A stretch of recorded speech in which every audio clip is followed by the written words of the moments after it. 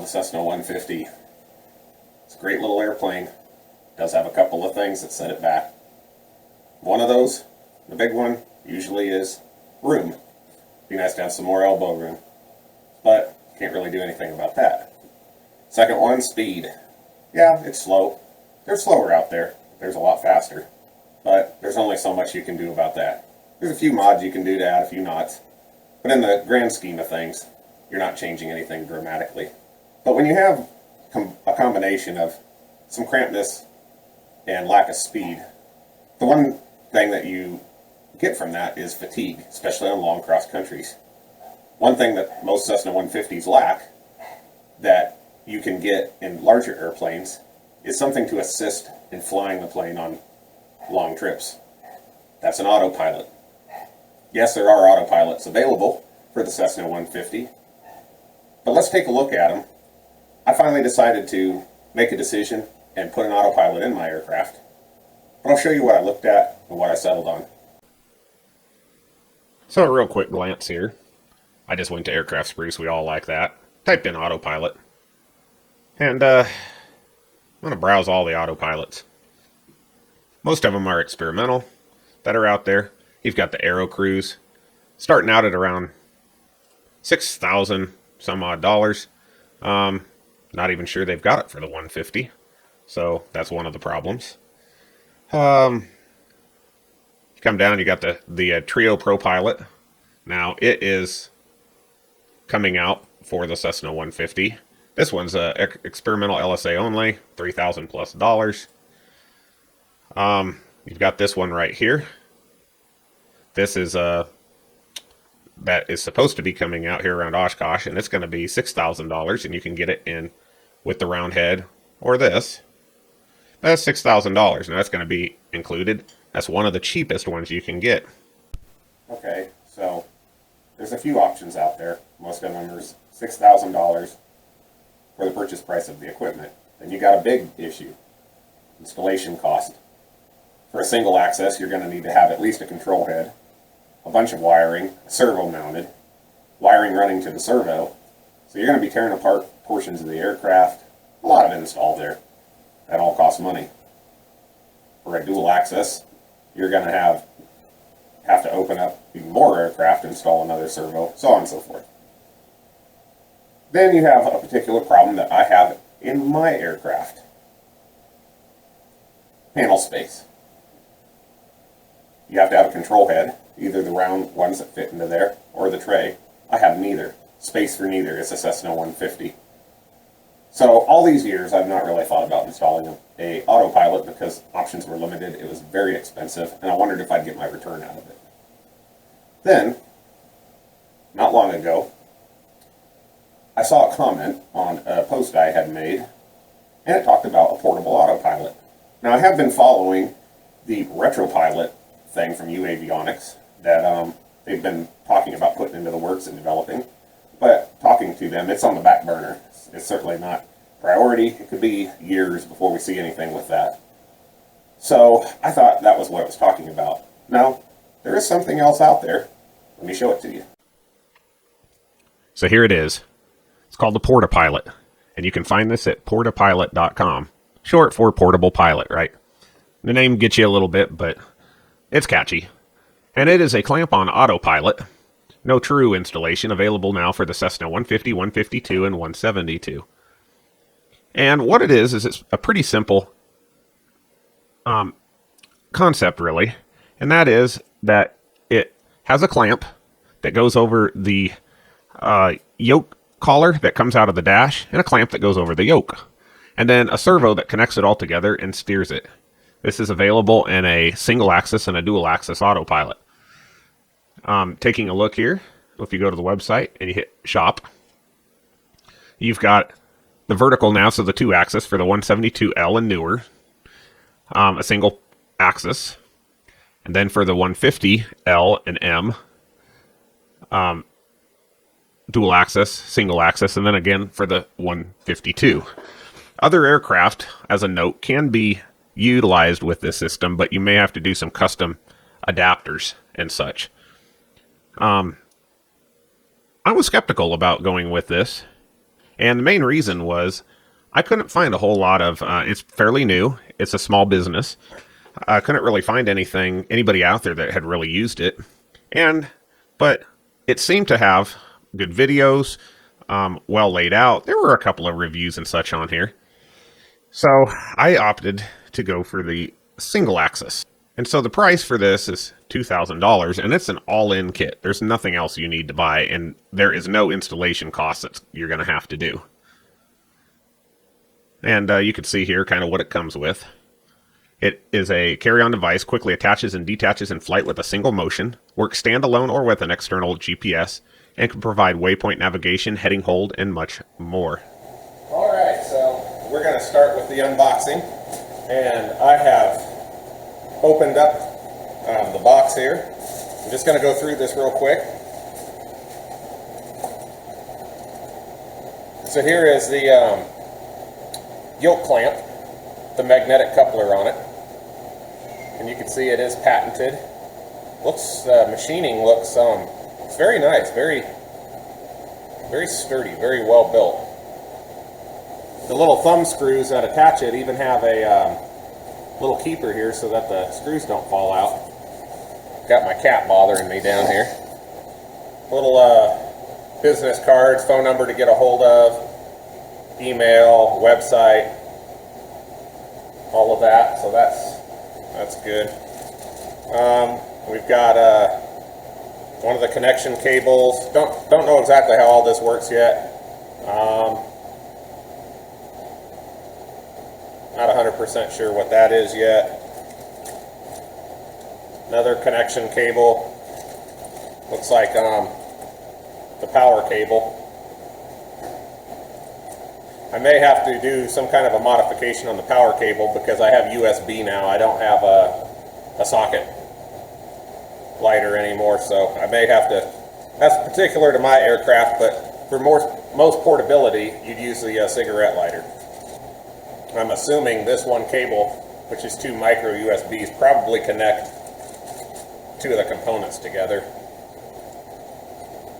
This might be the nav input from your GPS into the Autopilot.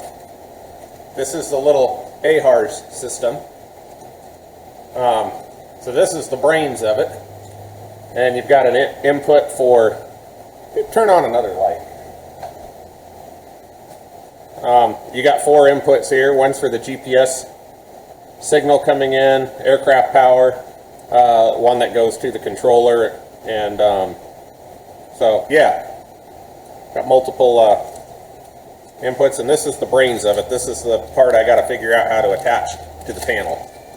So here is the servo module and the yoke clamp.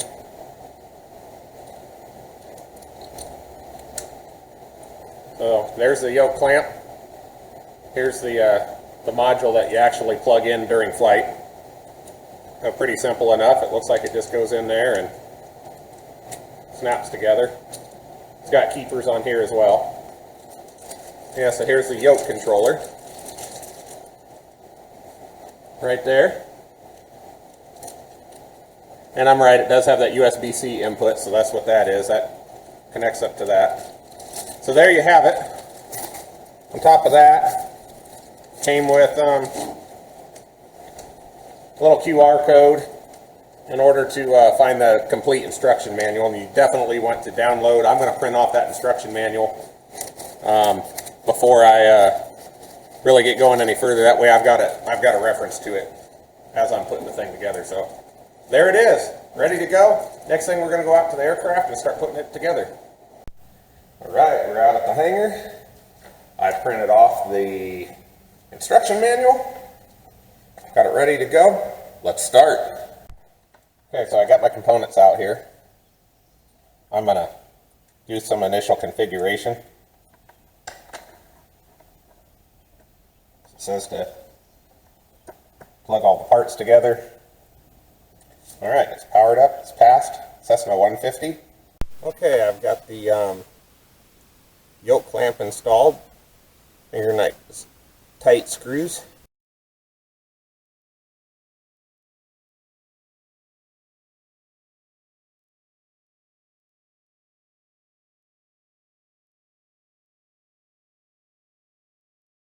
All right. There it is. All right. So I'm back out here, and of course, the one issue I found that I've got an issue with, but it's not the unit, it's just me and the aircraft, whatever, is somewhere to mount that AHRS. So the problem, and let me show you, let me grab the unit. So the problem is there is nowhere to put this. So there's no panel here to stick it on. This is the ideal spot. There's nowhere out here, and it's got to be within a short distance of the unit here. I can't, if I put it right here and hang it down, I can't get to my switch. So let me show you what I did. My brother has a 3D printer, so he printed up a little part here, and what this is going to do is mount right there. Seems like it's going to be perfect. The screws will screw into there, and then I can mount this out here. That should be just perfect. So I'm going to get this thing set, and we're going to get it on. One other thing that I have to do is I've got to do my power supply a little bit different because I don't have a 12-volt socket that it came with. Again, that's not a fault of the unit. It's just most aircraft still have a 12-volt socket. Mine has been converted to a USB. So there's a port hole for PTT back here, and I'm going to run my wires for the nav and for the power back into there. Again, this is, I'm tidying the panel up a little bit. Most aircraft, none of this would be an issue. Mine's just particular to that. So perfect. A little spacer plate right there. And I got my 2 wires to feed that, so I can hook that up behind the panel.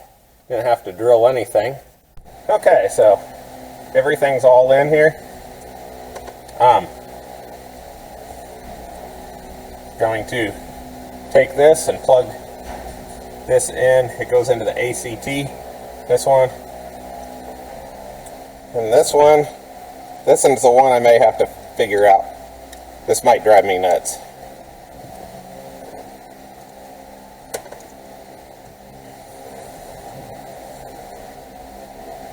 See how it's kind of long? So I'm not sure how I'm going to do that. And here it is. We got the thing installed. Got that little spacer on there. I went ahead and zip tied it in. Got all the parts together. I went ahead and put a stick-on switch here for it. So it's good to go. So now we get to power it up and see if it works. Oh boy. All right, so everything's powered on. I'm going to hit my switch. Yep. Self-task passed. Cessna 150. All right. All right, so I powered the autopilot on when I'm straight level on the pavement, so it's got a good reference point, because when you power it on, that's when it takes that straight level reference reading. All right, so we're going to go ahead and put the actuator in. We are level. Okay. 650 Jug off. We're out of the traffic. We're heading south. 500 Jug off. Marshtown.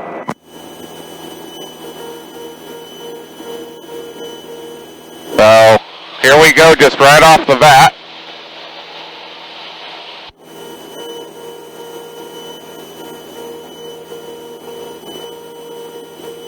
Okay. Well, it's definitely holding us.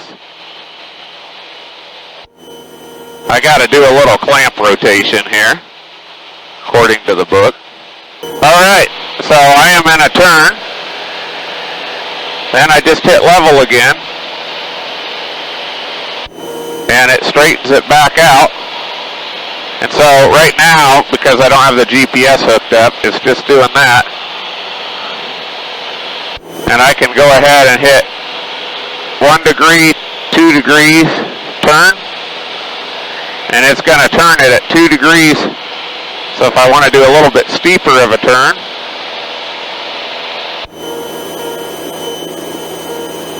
and it is perfectly doing it. I don't even know if I could do it that well. That is impressive.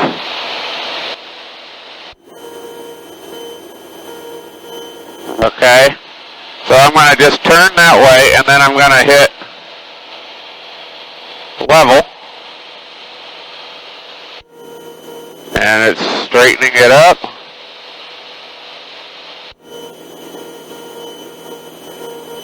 Morristown traffic, Skyhawk 891, downwind 5 Morristown.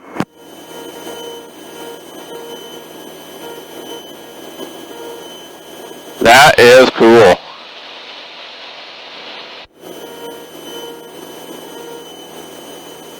Wow, I'm impressed.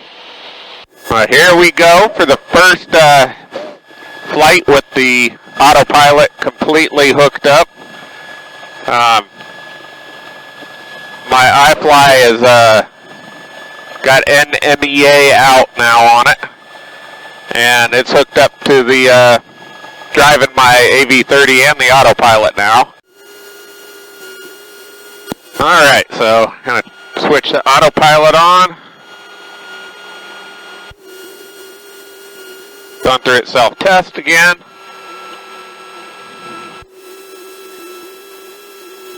And it's got the GPS. It's grabbing the signal. When it's blinking, it's showing it's getting the data.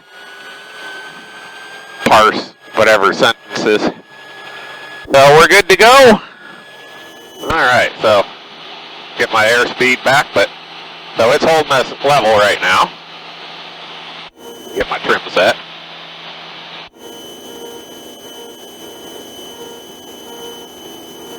So it's doing the level thing, so now I'm going to see if it'll intercept the GPS route.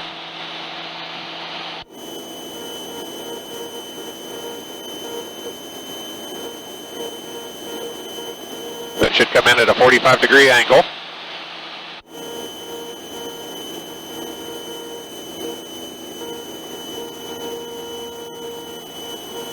Yeah, there it goes. Going right according to our track there.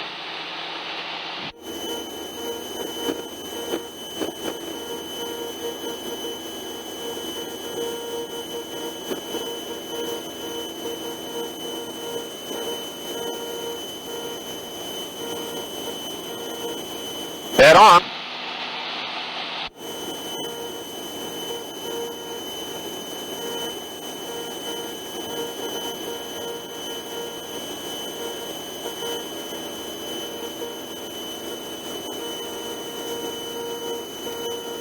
What do you think?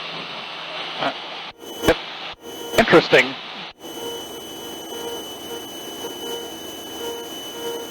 Coming up to our first waypoint.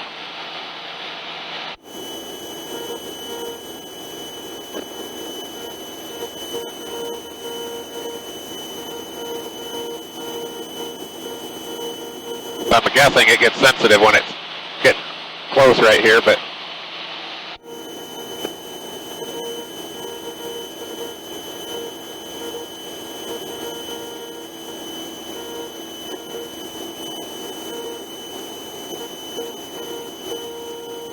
now it's going to intercept our next leg.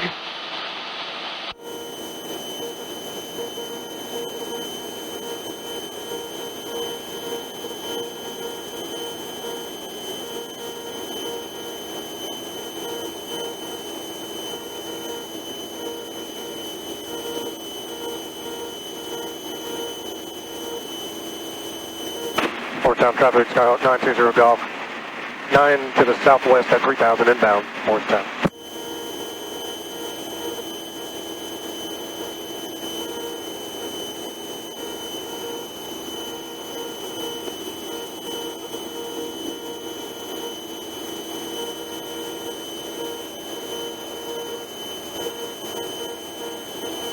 Hands off flying.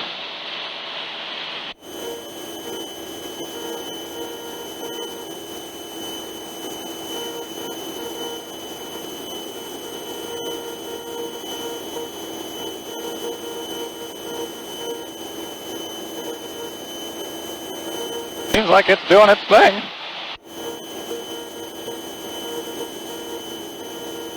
Only thing you'll have to baby is your trim tab. Yep. That gets to be kind of viewed after a while, I'm sure.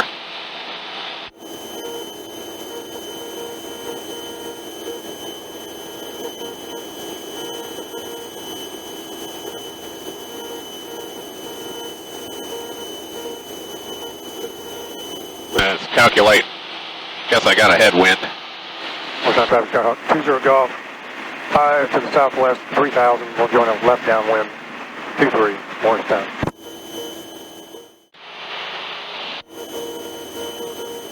All right, so it's been tracking along just fine. I think it's time to try something else. So I'm going to go in here and hit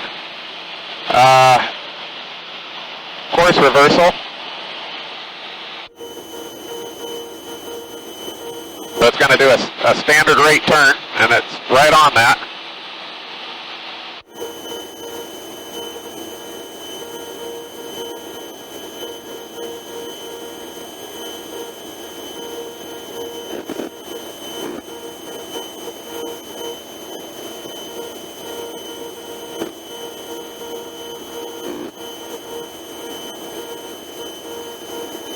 I don't think you could ask it to do any better.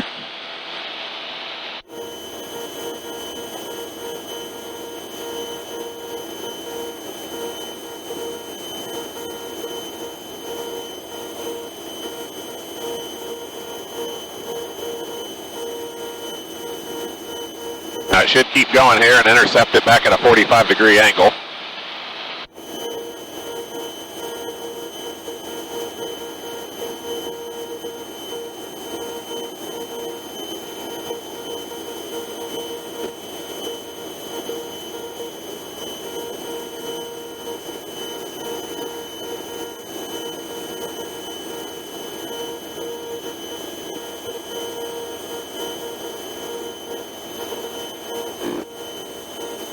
Should start turning here. I can see my course line plot right there, so that's telling me, okay, there it comes.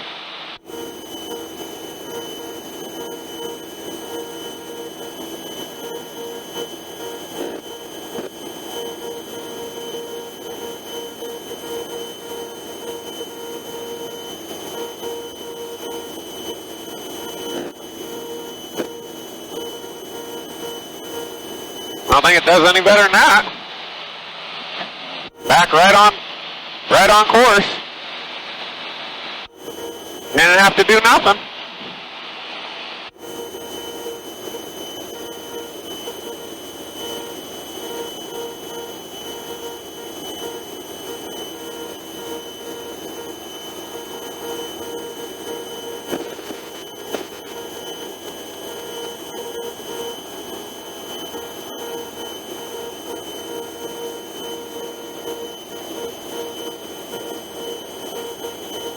Okay, well now I'm going to try something. I'm going to try this override. Okay, so it's going to, they tell me to turn 10 degrees left. Whatever, 20 degrees left. And then, okay, so then it'll level right there. And it's blinking nav, meaning it's in suspended nav mode. So I'm 20 degrees left, and then I decide, okay, ATC says it's good to go. I hit the nav button again, and it should go and re-intercept it.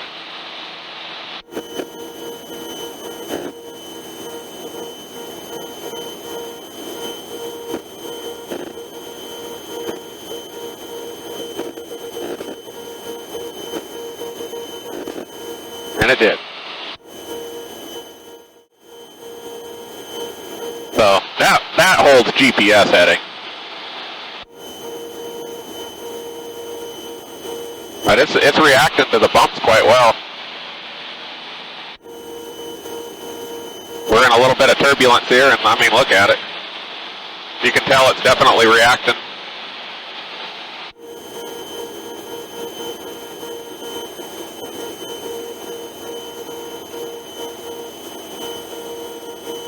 Morristown traffic, Skyhawk 20 Golf left. Crosswind 23, you'll be departing to the southeast, Morristown. There. I have made a pattern. So I just created a pattern on my GPS there, so.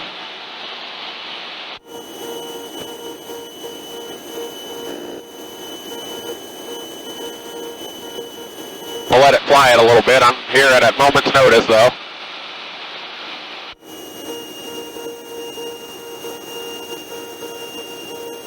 Guess this will really put it through its paces, right? There's the airport.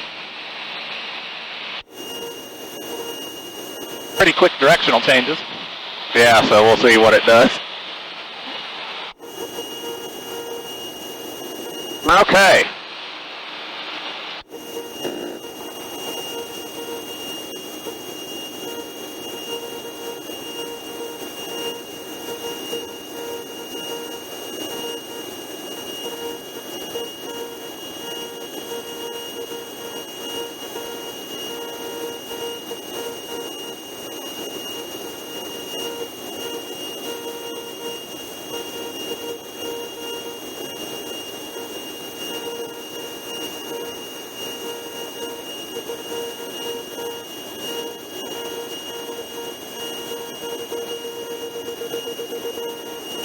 Southbound traffic, Cessna 18 Golf, about 1 mile to the south, crossing over midfield to the left downwind, 05 Morristown.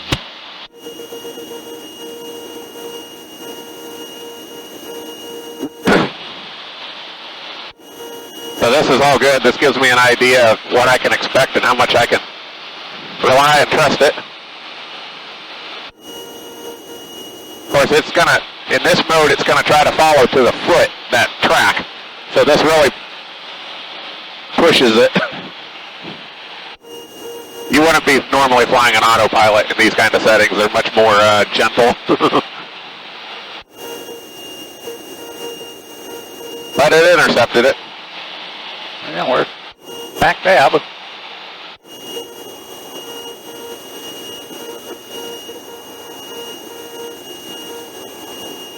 this is a big pattern. We got another storm rolling in, looks like.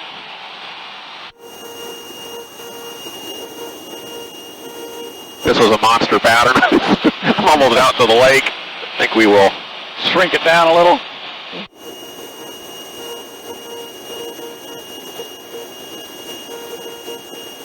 Yeah, Jiggy's not a Learjet.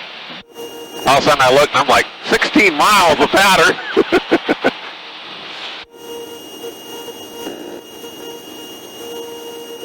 Okay, and there it goes on its next leg. Morristown traffic, Cessna 18 Golf, entering an extended left downwind, 405 Morristown.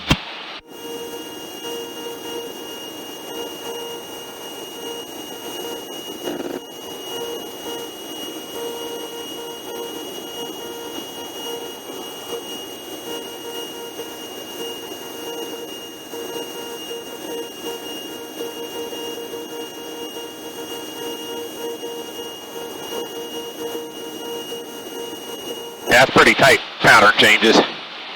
I see what it's doing. It's got to go back to get on that line. And it's right on it.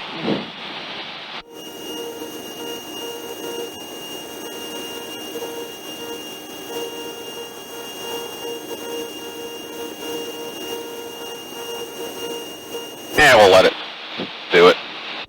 That'll give time to get it.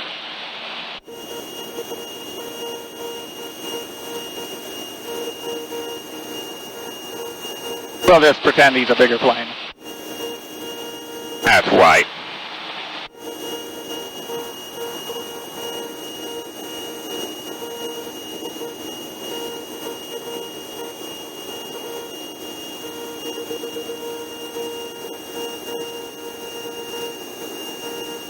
Morristown traffic, Cessna 18 Golf on extended left base for 05 Morristown.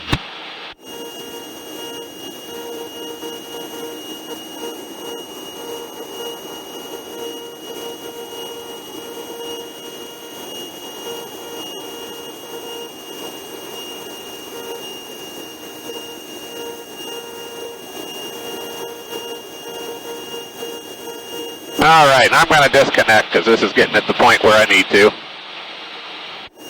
So, it's a quick, like that, I'm free and clear.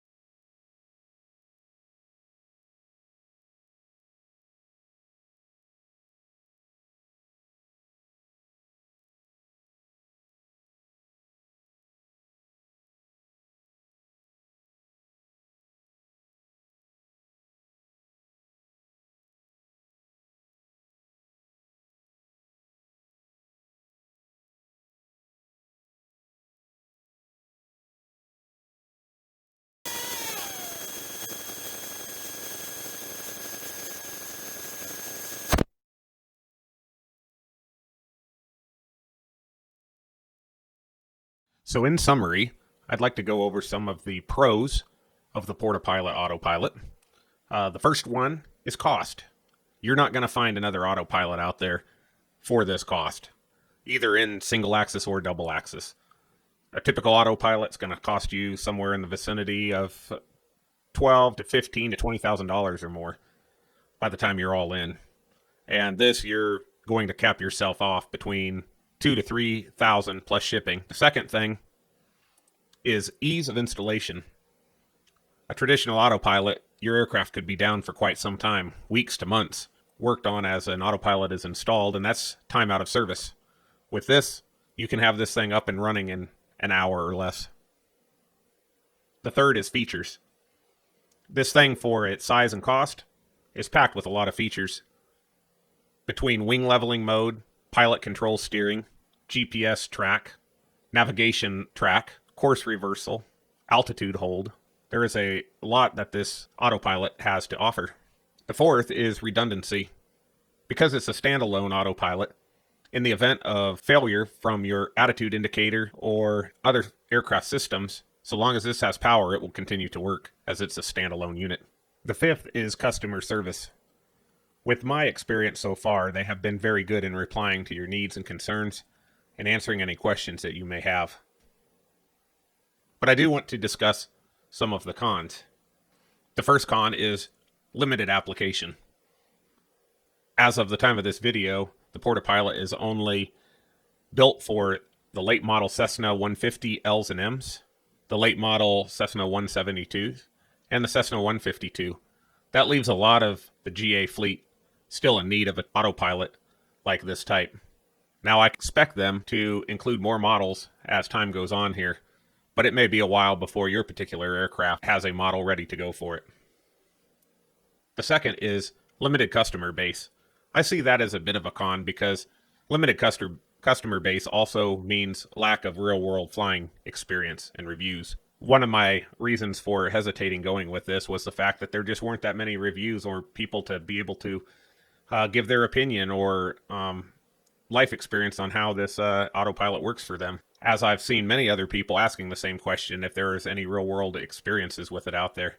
So I see that as a bit of a con. However, I believe that when you have good customer service, this also is made up for because they will take care of the issues that you have if the need arises. The third is yoke interference. Because this is a system that clamps onto your yoke, it will interfere with anything else you may mount on your yoke. For me, this wasn't an issue because I don't have anything mounted on my yoke, but many people prefer to have their GPSs or iPads or tablets mounted on the yoke. That would be an issue with this, as you won't be able to mount that onto your yoke when the Autopilot is installed. An option to this would be installing this on the co-pilot side. However, many co-pilot side control yoke things do not have the gust lock holes that this is needed to install, so you may have to talk to your mechanic about that. So if you are looking for an alternative to the traditional autopilots that are available today, be sure and check out the PortaPilot, Portable Autopilot. Also be sure to check out my videos that will be upcoming as I continue to utilize it and can give you updates on its performance. We'll see you in the next one.